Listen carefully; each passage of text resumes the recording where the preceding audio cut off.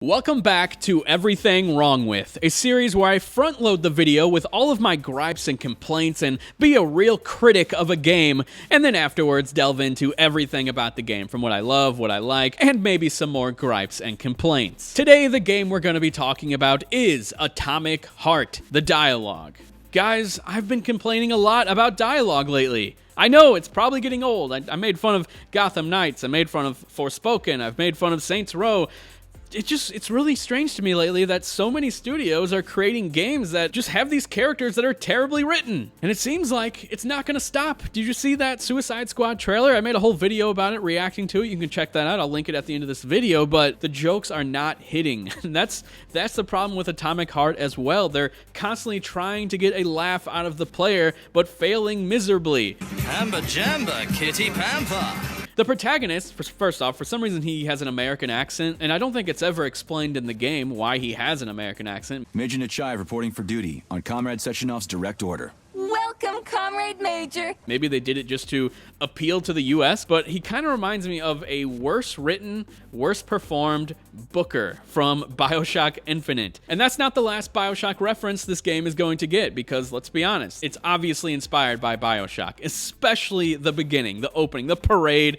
This is like minor spoilers. You've probably seen it in the trailers. The game literally opens with a parade with like this 1950s dialogue voiceover, like over the speakers, and music that's just very reminiscent of BioShock Infinite. So yes, it's taking heavy inspiration from BioShock, even with its main character. He reminds me of Booker, but not just not doing it for me. Like, some of the jokes might get me every now and then, but some of it is just so cringy. I don't know what it is. I don't know what's happening to AAA writing, but something has got to give. But speaking of the dialogue, because that's not really the end of it, unfortunately. The game itself, the environments, the world, the alternate history, it's all very serious looking. Like, looks really serious. These environments, beautifully created. This is like one of the best looking games that I've played on my Series X.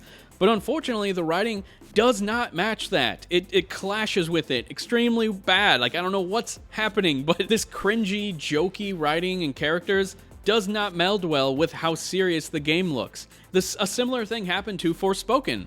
Forspoken looks really serious, but then it's got this comic book writing. I honestly think if Forspoken had like a comic book art style, maybe the writing wouldn't have been as cringy. Like, maybe it would have matched well. A game like Hi-Fi Rush has honestly similar writing to Forspoken, but it's way easier to stomach when you have an art direction that really matches that more cartoony, uplifting, jokey kind of humor, whereas Forspoken and Atomic Heart, they both look so serious. So when you throw in this dialogue that sounds like it's supposed to be in a cartoon, it really doesn't match well at all. And honestly, like, even in the environmental notes, like, you can go to these computers and read these notes, a lot of them sound like really serious, like you're really a part of a dark world where some crazy is happening, and the overall writing and dialogue between the characters just doesn't really match that. I know it was a long gripe, but the story stuff obviously has been getting to me lately, because I feel like we're missing out on some great stories, because if you look at these worlds, they could craft something amazing in this world. Like, look how awesome it is. I love alternate history stuff, and I really think this could have been something more serious, had a better written main protagonist that wasn't American. Shut the hell up.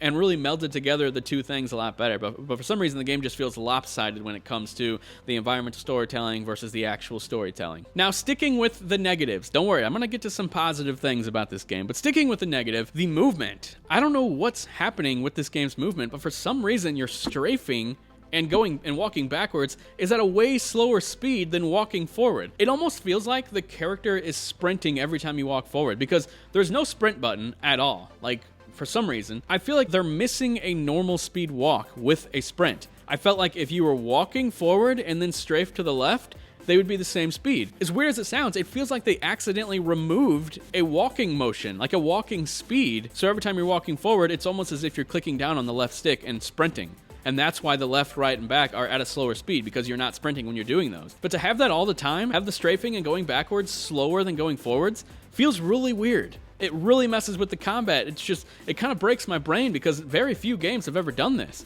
It's really strange, and it kind of throws me off in the combat as well. So the combat, you got your guns, you got your magic abilities, you can freeze people, you can put them up in the air, you can electrocute them. It's really cool. Now, in the beginning, things are really bare. Like, the game really focuses on melee and dodging. There's like a dodge mechanic where you're like jolting side to side. and it doesn't feel great at all. Like I said, especially with the way the movement works, how your strafing is slower than you're running. It feels kind of weird. Thankfully, once you get guns and superpowers, basically, it feels a lot better. But in the beginning, I was a little off-put by the combat, but thankfully it's getting a lot more fun. Like, you feel like a badass sooner or later. It just takes a while to get into that. This is where my final gripe comes in, which is the structure of this game. It's an open world game, sorta. It starts off extremely linear, like 6 hours into the game or so. Then you're put into an open world where you're doing more like fetch questy stuff, where it's getting honestly a bit more repetitive.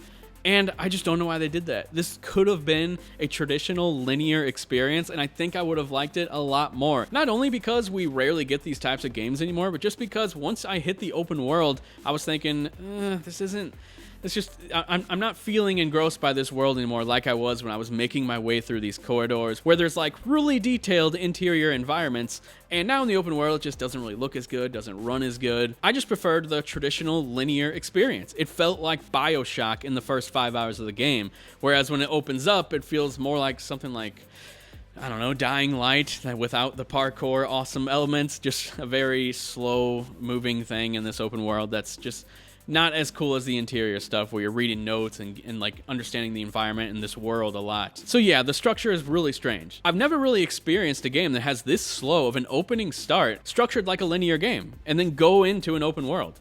It's so strange. Like, it makes you think that's what the game is. But no, it is like an open world. And I just feel like it was unnecessary. I feel like they could have just stuck with it being a linear experience, but I don't know, maybe they felt like they were running out of things to do, because they do throw a lot of puzzles at you, which is another thing that's like, the puzzles are kind of fun, but not really. A lot of them I don't feel like they make much sense. Like the way you're moving the stick and trying to open these doors and whatnot, it just feels a little weird. But yeah, that's about it as far as my gripes. And thankfully, I do have some positive things to say, like the combat. I think it's a lot of fun. Like, you're getting a lot of cool different guns and superpowers, and combining them all and taking down these robots and enemies is just really cool. And like I was mentioning before, this is a really pretty game. Yes, there are graphical glitches and performance bugs and whatnot, but this is a really stunning game to be in. Like, it looks amazing. The character models too, like, man, this game looks great. And like, even the weapons like that you're holding, really detailed, really awesome looking game. Hard to believe it's the first game from this studio. Like, I'm really looking forward to seeing what they do next. I don't know what the expectations were for Atomic Heart, but I really hope that they hit them, because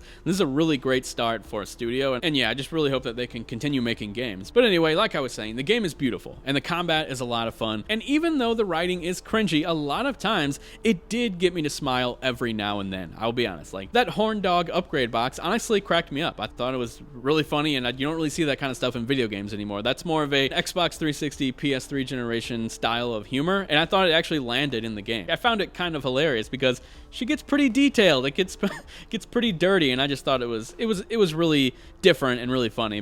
Just give me laser protection. Oh, so brutal. I'm shaking. Squirt your polymer inside me.